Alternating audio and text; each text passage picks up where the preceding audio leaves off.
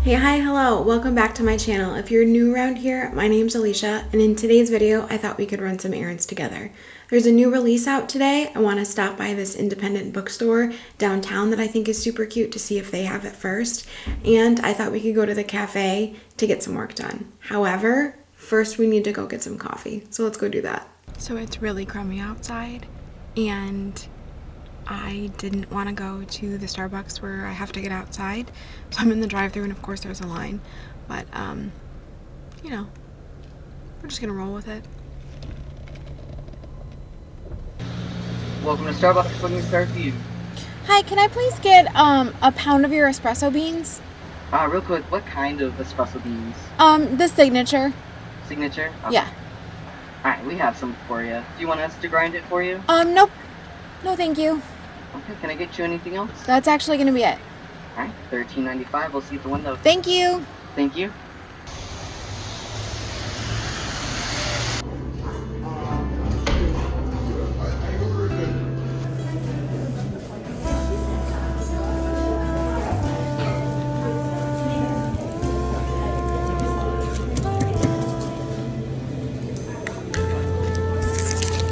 Change of plans. The cafe was super busy. There really wasn't anywhere for me to set up and work for, an extended period of time. So what we're gonna do is I drove closer into downtown by the bookstore. I'm in a parking garage. I have my coffee. I got a iced oat milk lavender latte, my favorite. And I got a little pastry treat thing, so I'm gonna eat that really quick, and then I'm gonna walk to the bookstore, which I think is right across the street. Hopefully I picked the right parking garage, so let's do that.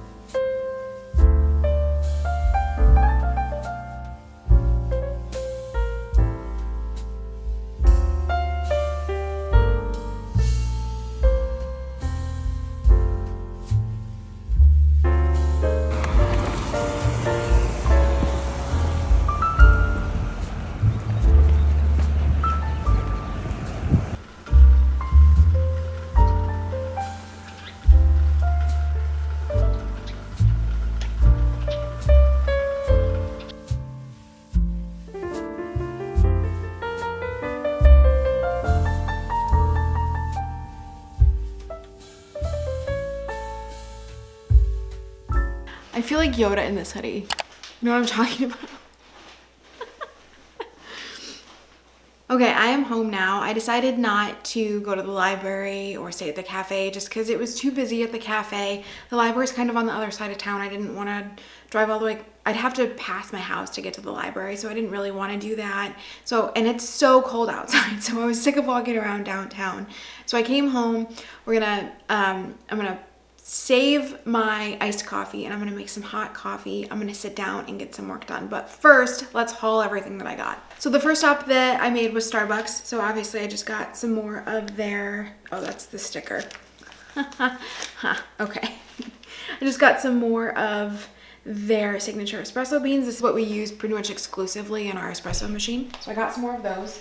I got this giant, this looks huge on camera. I mean, it's big, it's bigger than my head. I got this giant loaf of, it looks kind of burnt on camera. It doesn't look that bad in real life, but I got this giant loaf of sourdough bread for sandwiches or toast or whatever. So we'll eat on this throughout the week.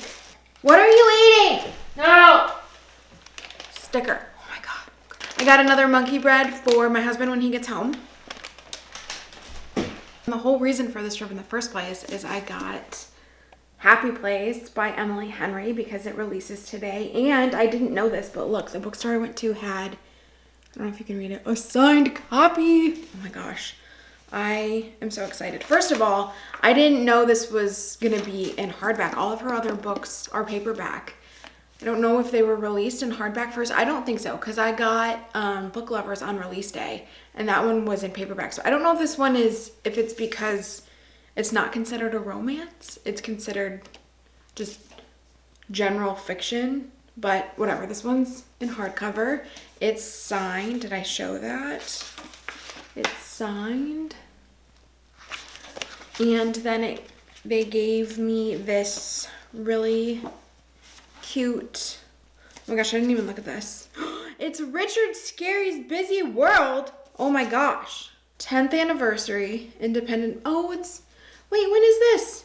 Saturday, April 29th is the 10th anniversary, is Independent Bookstore Day. Independent Bookstore Day is Saturday, April 29th. One day, 50 books, hundreds of bookstores in-store and online, 10th anniversary. That's so cool. All right.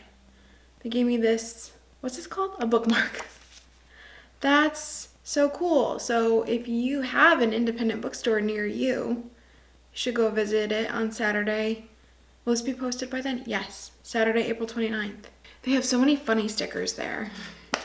So I keep wanting to pick one up. So the one I got says, if my mouth doesn't say it, my face definitely will. I don't know where I want to put this. I don't know if I want to put this on my Kindle or my laptop. We'll have to find a good place for it. Luna? Did you see that? Okay, my camera battery is gonna die, but there's one thing I want to haul, so I'm gonna switch my battery and then we'll be right back. Okay, the last thing I want to talk about is I ordered Once Upon a Broken Heart by Stephanie Garber from Waterstones weeks, maybe months ago at this point. Weeks probably, because I read the Carvel trilogy in March. But I ordered Once Upon a Broken Heart from Waterstones weeks ago, and it finally came in like last week sometime. So I wanted to open it on here because I haven't looked at it yet. I specifically wanted the Waterstones version because the paperback copies are just so much prettier than the American copies. So let's open this. Oh boy, full tab. All right. Oh my gosh. It sat in customs for like 10 days. I thought I was gonna have to call. Okay. You can see it. All right, let's see. Is it in focus?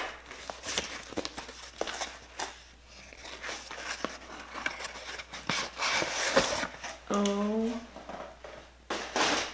my goodness. Look how pretty that is. Oh, is the inside? Oh yeah. It's on the inside, front cover. Is there anything on the inside, back cover? Just her bio. That's the back. I ordered, what's the second one called? Oh shoot. I ordered the second one in this series, paperback, from Waterstones as well, but the paperback version doesn't come out, I think, until June. So whenever that comes out, it'll ship. Now I actually have to get some work done, so let's go do that.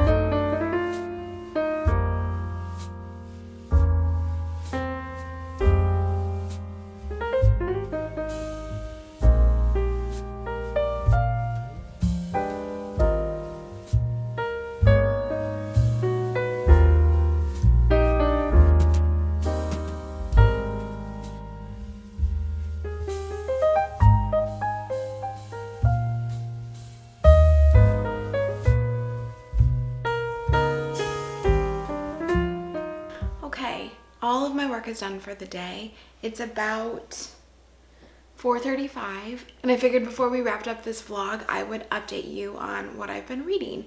I am currently about 5% into The Ashes in the Star-Cursed King, which is the second book in the Crowns of Nyaxia series, and it's, you know, the follow-up to The Serpent and the Wings of Night.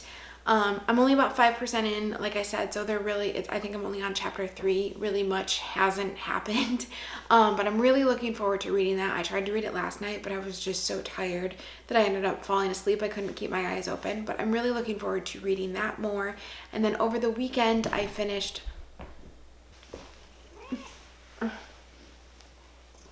Oh, purrs. Over the weekend, I finished The Golden Spoon by Jessa Maxwell, which is a like kind of cozy mystery thriller. And it's basically, I think how they pitch it, or how I would pitch it, is The Great British Bake Off meets Only Murders in the Building. It's about a TV show that's essentially Great British Bake Off, but they're in, I think, like Vermont or somewhere, and there's 6 contestants and they compete over a week for the prize is called the Golden Spoon, and then I think they get like a cookbook deal or something.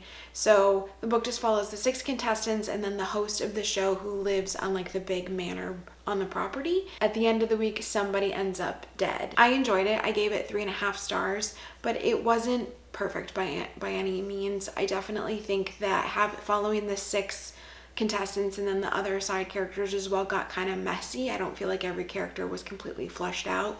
I think there were some plot lines that weren't as well developed and some things that didn't get wrapped up as nicely. I tend to prefer cozies that have either like kind of crazy shocks or have some comedy in them. And this one didn't really seem to have much comedy. If you really like baking and you really like Great British Bake Off, I definitely think you should pick this up. But otherwise, it was just your typical cozy mystery. And the other book I finished over the weekend was The King of Scars by Leigh Bardugo, which I think is technically the 6th.